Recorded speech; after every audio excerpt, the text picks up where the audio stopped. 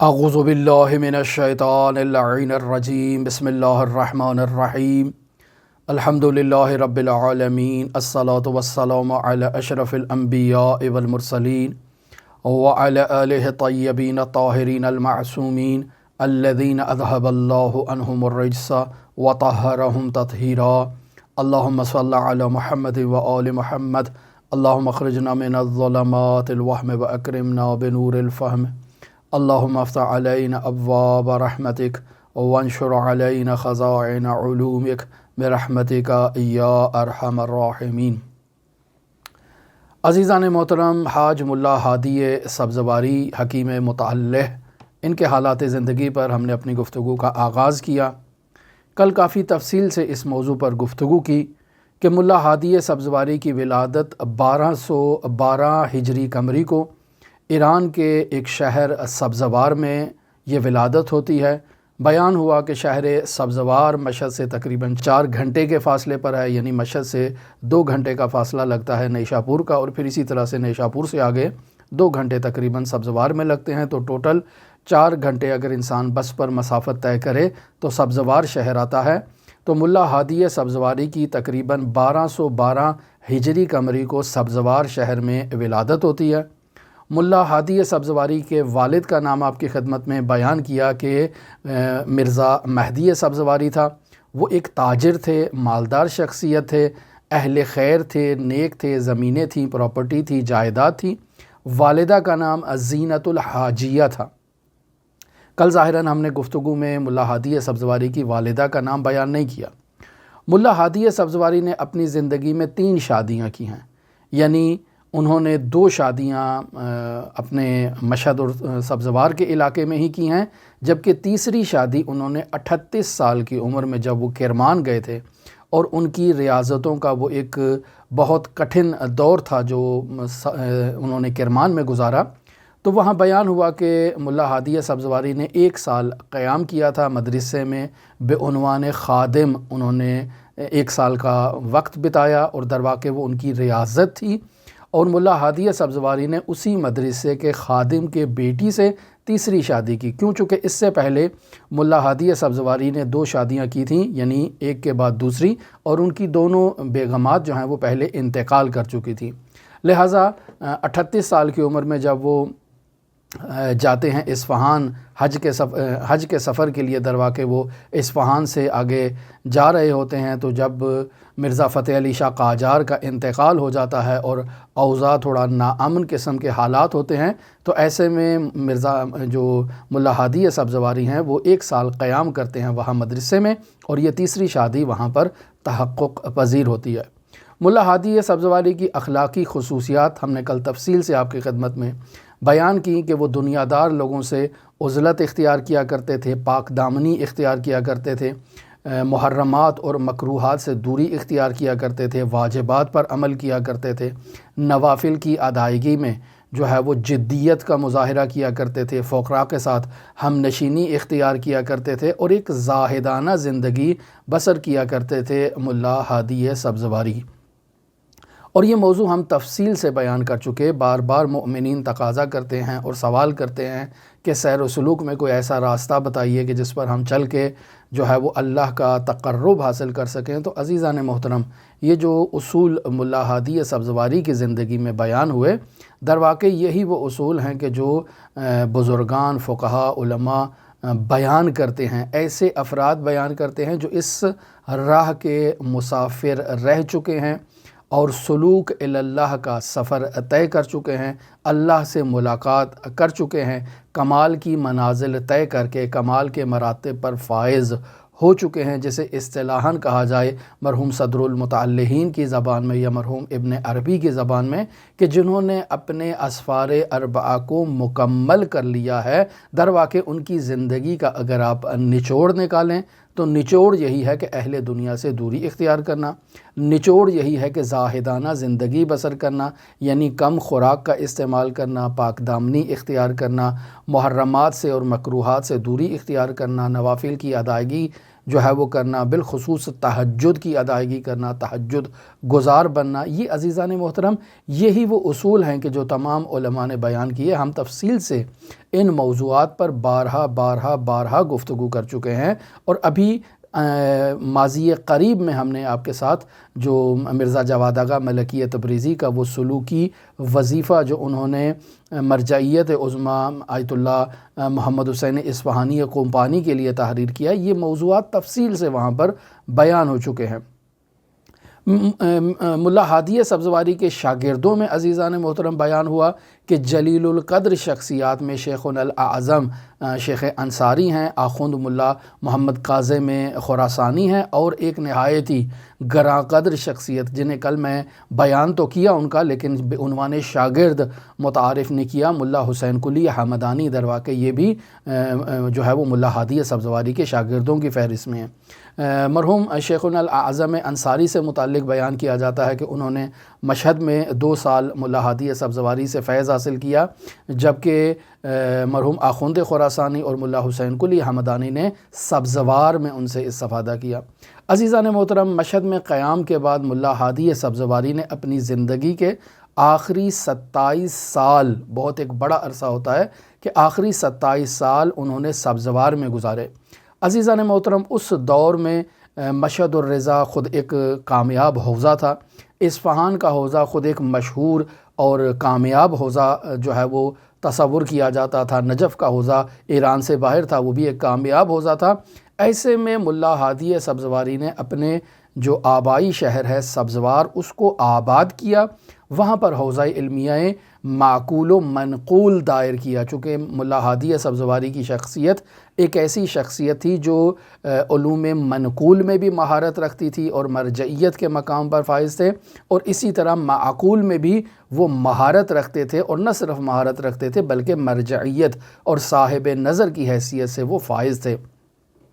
ملا ہادی سبزواری سے متعلق عزیزان محترم یہ بیان کیا جاتا ہے کہ دور دراز ملا ہادی سبزواری کا نام اور ان کی شہرت اس قدر پھیل گئی کہ سبزوار میں ایک ایسا حکیم متعلہ موجود ہے کہ جو علوم نقلی اور عقلی دونوں کی جو ہے وہ تعلیم دیتا ہے، تو ایسے میں لوگ دور دراز سے اٹھ کر جو ہے وہ سبزوار آنے لگے، یعنی پورے ایران سے جہاں جہاں لوگوں کو ملا ہادی سبزواری کی شہرت کا علم ہوتا، وہ اپنے علاقوں سے کوچ کرتے کہ سبزوار پہنچا جائے اور ملا ہادی سبزواری سے فیض حاصل کیا جائے۔ نجف اشرف سے لوگ آتے ملا ہادی سبزواری سے فیض حاصل کرنے کے لیے، کیوں؟ چونکہ ملا ہادی سبزواری وہ شخصیت ہے کہ جو منقول کے علاوہ معقول میں صاحب نظر اور مرجعیت کے مقام پر فائز ہے۔ عزیزان محترم، مشہد الرضا کا حوزہ ایک ایسا حوزہ تھا کہ جس میں فلسفے کی مخالفت تھی اور فلسفہ نہیں پڑھایا جاتا تھا۔ اصفہان کے حوزے میں جو شخصیات فلسفہ پڑھا رہی تھی، ملا ہادی سبزواری نے ان سے فیض حاصل کیا تھا، اور ان کے استاد جب اصفہان سے تہران کی طرف ہجرت کر گئے تو وہ اصفہان سے مشہد الرضا کی طرف آئے اور انہوں نے مشہد الرضا میں آ کر تدریس کی، لیکن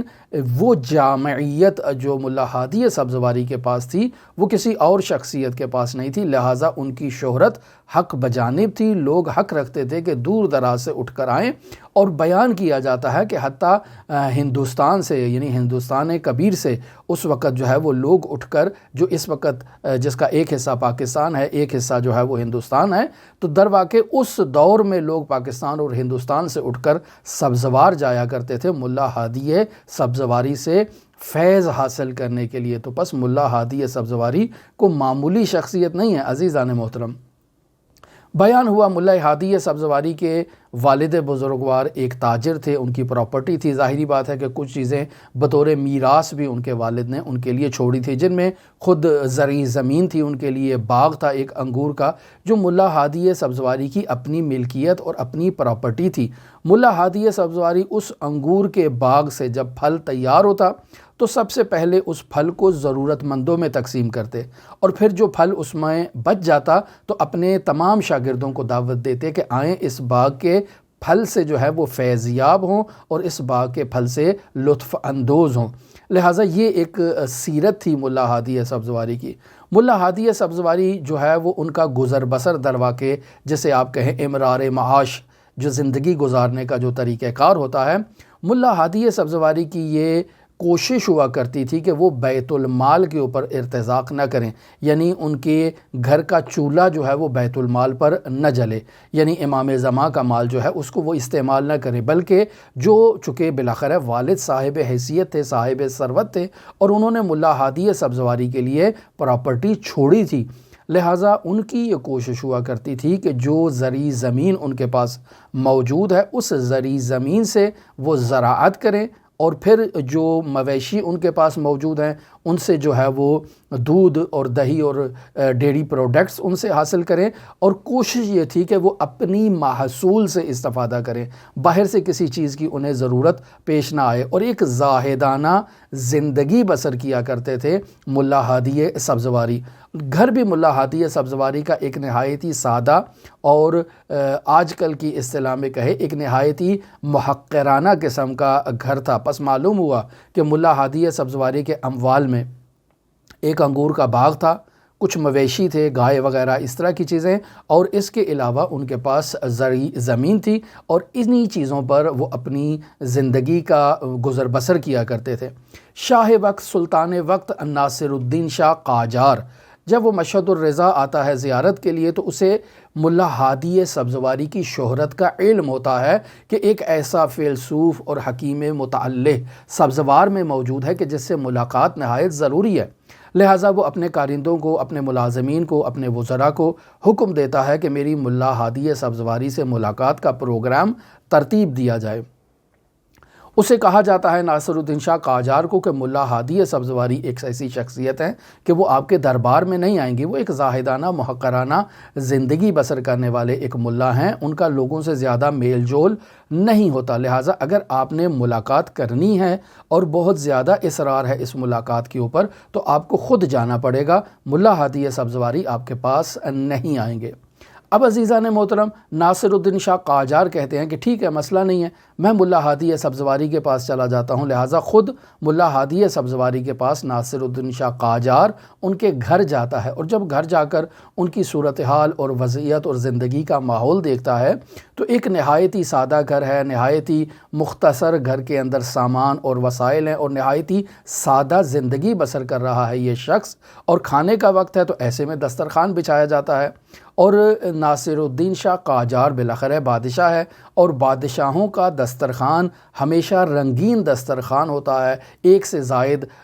خوراک وہاں موجود ہوتی ہے، انواع و اقسام کے کھانے موجود ہوتے ہیں، تو رنگین دسترخوان والے بادشاہ کے لیے ملا ہادی سبزواری نے ایک نہایت سادہ دسترخوان بچھایا، جس میں روٹی ہوگی، جس میں دہی ہوگا، یا جس میں پنیر ہوگا، یا جس میں اس طرح کی کوئی تھوڑی بہت سبزی ہوگی، ایک نہایت ہی سادہ سا دسترخوان بچھایا۔ اب ناصر الدین شاہ قاجار اس دسترخوان کو دیکھے اور ملا ہادی سبزواری کو دیکھے کہ میں اس دسترخوان سے کیسے تناول کروں، تو وہاں ملا ہادی سبزواری بار بار کہتے ہیں ناصر الدین شاہ قاجار سے کہ کھاؤ کھاؤ، یہ حلال ترین مال ہے جو میں تمہیں پیش کر رہا ہوں، یہ در واقع میرے اموال میں خود زراعت شدہ مال ہے، یعنی میں نے خود زراعت کی ہے، خود جو ہے وہ ان پر نظارت کی ہے اور یہ چیزیں تیار ہوئی ہیں، پس یہ مال جو میں تمہارے سامنے پیش کر رہا ہوں حلال ترین مال ہے، اس سے تناول کرو۔ ناصر الدین شاہ قاجار جو ایک مرغن اور ایک انواع و اقسام کے رنگین دسترخوان کا عادی تھا، وہ اس دسترخوان سے کچھ کھا تو نہ سکا، فقط وہاں سے کچھ روٹی اٹھاتا ہے اور ملا ہادی سبزواری سے کہتا ہے کہ اسے میں بعنوان تبرک جو ہے وہ اپنے ساتھ لے جاتا ہوں۔ اب عزیزان محترم آپ کو یہاں اس واقعے سے حضرت سید الاوصیاء امیر المؤمنین علی ابن ابی طالب کی مہک نظر آئے گی۔ در واقع اولیاء الہی حضرت سید الاوصیاء کے دسترخوان سے اور حضرت سید الاوصیاء کے مکتب سے دسترخوان سے کھانے والے اور مکتب سے تعلیم حاصل کرنے والے در واقع ایسے ہی شاگرد ہوں گے کہ جن سے حضرت سید الاوصیاء امیر المؤمنین علی ابن ابی طالب کی مہک آئے گی، کہ جب وہ مالدار شخصیات آتی ہیں سید الاوصیاء کے پاس کہ ہم آج امیر کے دسترخوان سے فیضیاب ہوں گے، تو کہا کہ امیر کے دسترخوان سے تم فیضیاب نہیں ہو سکتے، جاؤ اپنے گھروں میں جا کر کھانا کھاؤ۔ امیر کا دسترخوان جو ہے وہ ایک ایسا دسترخوان ہے کہ جس سے تم جو ہے وہ تناول نہیں کر سکتے۔ اب دو یہاں پر روایات ہیں۔ ایک روایت ہے کہ امیر جو ہے وہ ایک پتھر منگوایا جاتا ہے کہ کہتے ہیں کہ حضرت سید الاوصیاء نے آج اس پتھر کو اپنے پیٹ پر باندھنا ہے تاکہ اس انداز میں وہ بھوک کی شدت کو جو ہے وہ اپنے لیے اس میں کمی لا سکے۔ اور ایک نقل کے مطابق یہ ہے کہ وہ جو کی سخت ترین روٹی لائی گئی کہ جسے گھٹنے پر توڑنا بھی دشوار ہو، تو وہ افراد ایسی جو غذا ہے اس کو کھانے کی توان نہیں رکھتے تھے، لہٰذا اٹھ کر چلے گئے۔ البتہ دونوں روایات موجود ہیں، یعنی دونوں انداز نقل موجود ہیں، یعنی دو واقع ہو سکتے ہیں۔ تو عزیزان محترم، ایسی مہک حضرت سید الاوصیاء امیر المؤمنین علی ابن ابی طالب کے مکتب سے پروان چڑھنے والے زاہد افراد کی ہے، لیکن اس کا ہرگز یہ مطلب نہیں ہے کہ ہر کوئی حضرت سید الاوصیاء کی سیرت اور نقش قدم پر چلے، بلکہ حضرت امام حسن مجتبیٰ کی بھی سیرت موجود ہے، حضرت امام حسین علیہ السلام کی بھی سیرت موجود ہے۔ لہٰذا ایسے میں انسان کو عالم ہونا چاہیے اور اس علم کے ساتھ جو ہے وہ انسان کو تصمیم لینی چاہیے کہ اسے کیسے زندگی بسر کرنا ہے۔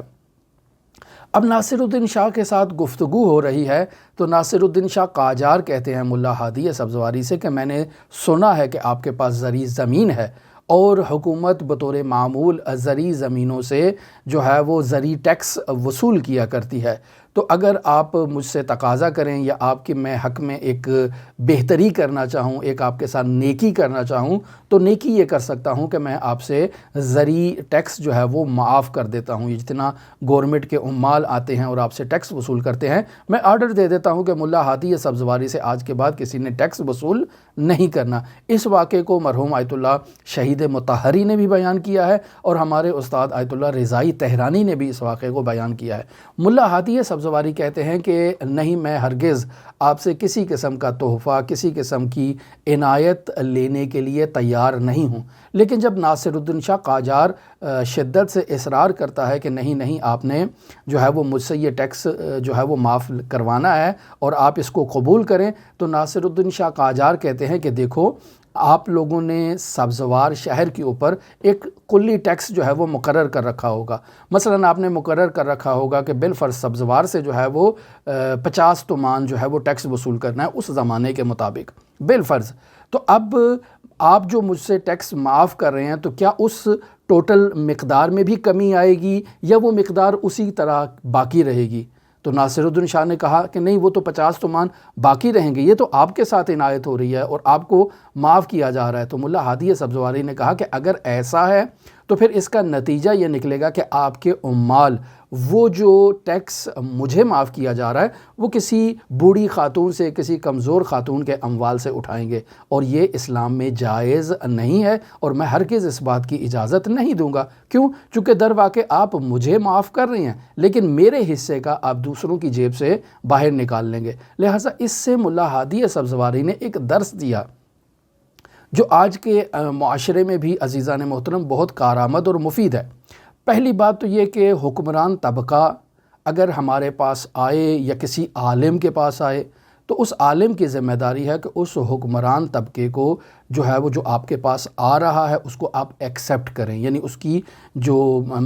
خدمت کریں، چونکہ وہ آپ کے پاس آیا ہے، آپ کا مہمان ہے، آپ سے ملاقات کرنے کے لیے آیا ہے، چونکہ آپ ایک عالم ہیں اور وہ آپ کو عالم سمجھ کر آپ کے پاس آیا ہے، بس آپ کی ذمہ داری ہے کہ اس کا احترام کریں، اس کا اکرام کریں، اس کی مہمان نوازی کریں اپنی بساط کے مطابق۔ اس لیے نہیں کہ آپ کو اس سے کوئی لالچ ہے، بلکہ اس وجہ سے آپ اس کا احترام کر رہے ہیں کہ وہ ریاست اسلامی کا سربراہ ہے، یعنی وہ ایک ایسی اسلامی اسٹیٹ پر حکومت کر رہا ہے کہ جس اسلامی اسٹیٹ میں مسلمان زندگی بسر کرتے ہیں، پس اسے مسلمانوں پر حکمرانی کے عنوان سے ایک تقدس حاصل ہے۔ لہٰذا ملا ہادی سبزواری ولو ان کی قلبی رغبت نہیں تھی ناصر الدین شاہ قاجار سے ملاقات کی، لیکن انہوں نے ملاقات کی، اسے اپنے گھر میں بٹھایا، اس کی مہمان نوازی کی، تکریم کی، عزت کی۔ لہٰذا اگر کوئی عالم آپ مشاہدہ کریں کہ اس کے پاس کوئی باہر کا شخص آتا ہے، کوئی حکمران طبقے سے آتا ہے، تو فوراً آپ عالم کو درباری ملا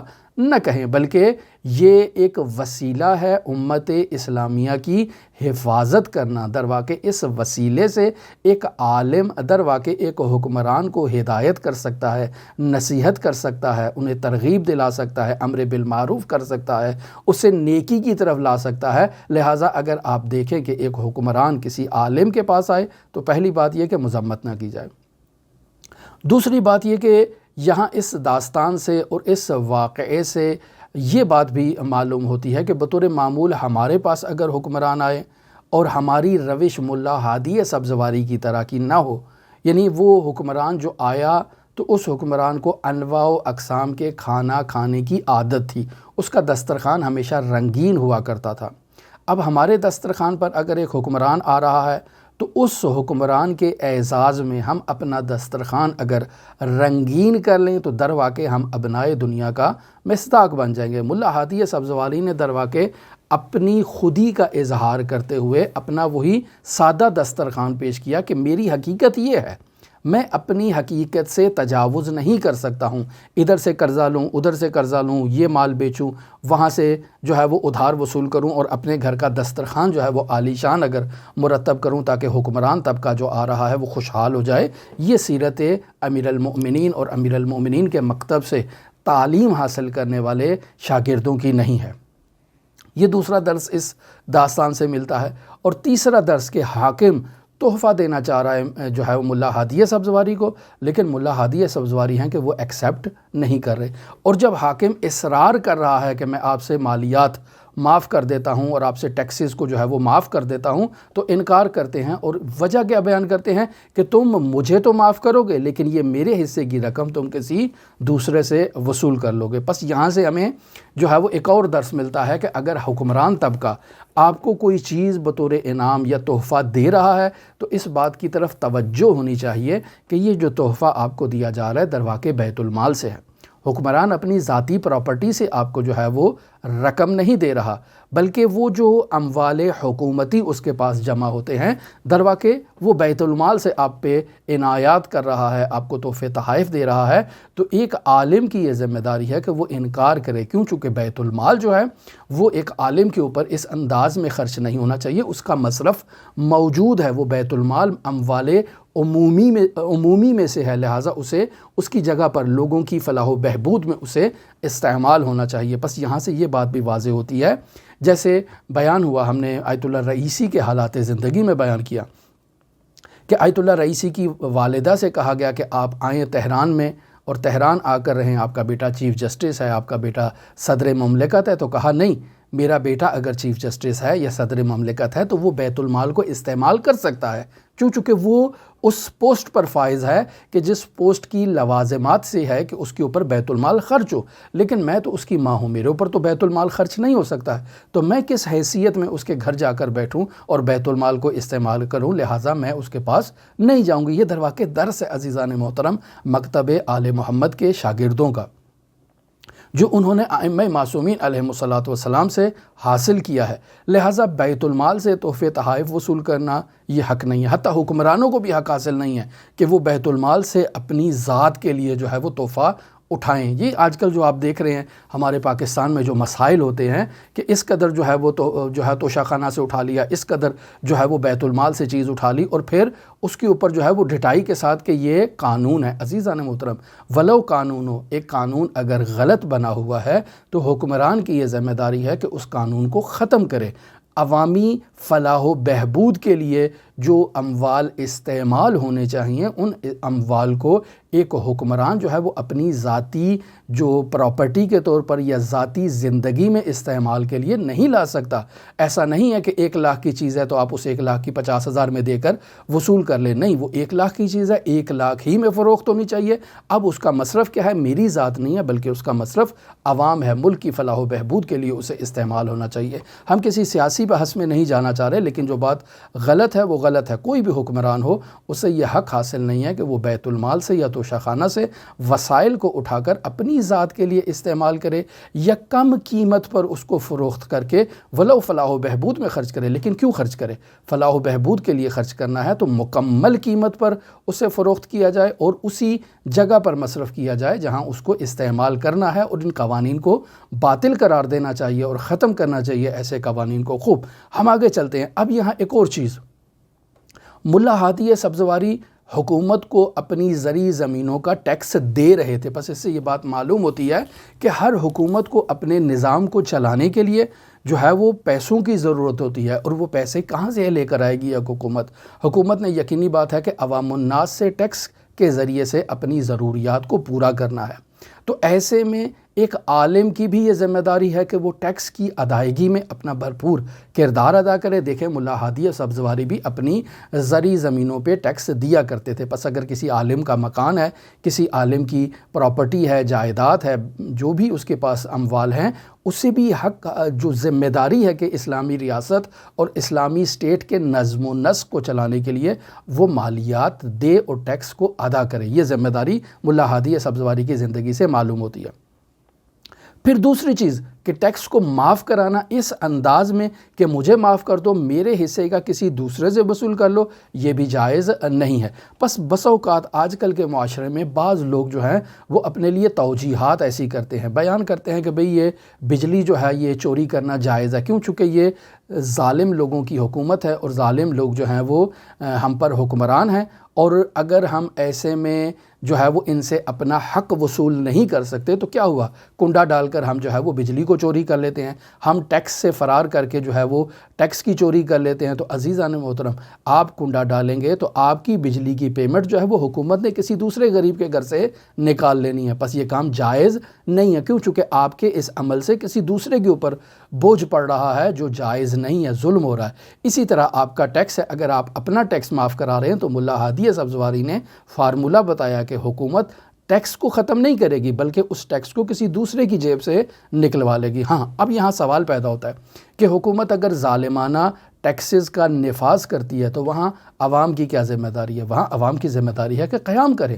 کیوں عوام اپنا جو ہے وہ حق کے احتجاج جو ہے اس کو استعمال نہیں کرتی ہے؟ یہ عوام کی جو ہے وہ غفلت ہے اور عوام کی بدبختی ہے اور عوام کا جو ہے نا یہ قصور ہے۔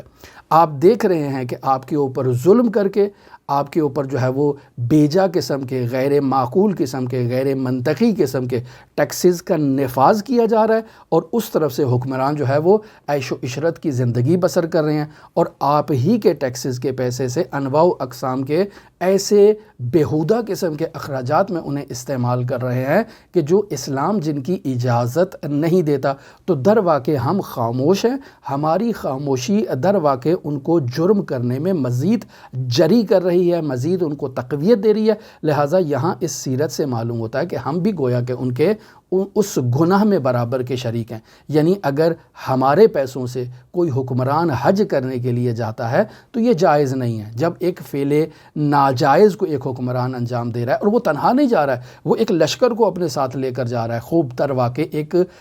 عمل دینی کو انجام دینے کے لیے ایک حرام مال کا جو ہے وہ سہارا لیا جا رہا ہے، یعنی غصب کیا جا رہا ہے بیت المال سے اموال کو، یہ جائز نہیں ہے، اور ہم در واقع اس میں برابر کے شریک ہیں، چونکہ ہم احتجاج نہیں کر رہے، ہم آواز نہیں اٹھا رہے۔ اور اسی طرح ہم دیکھ رہے ہیں کہ انواع و اقسام کی جو ہے وہ بیہودہ اخراجات، آپ اس کا خود آج کل کے جو میڈیا ہے اس کے ذریعے سے سن سکتے ہیں، پڑھ سکتے ہیں، تحقیق کر سکتے ہیں، مطالعہ کر سکتے ہیں، اور اس کے بعد اگر آپ صدائے احتجاج کو بلند نہیں کرتے تو در واقع ہم سب اس گناہ میں برابر کے شریک ہیں۔ پس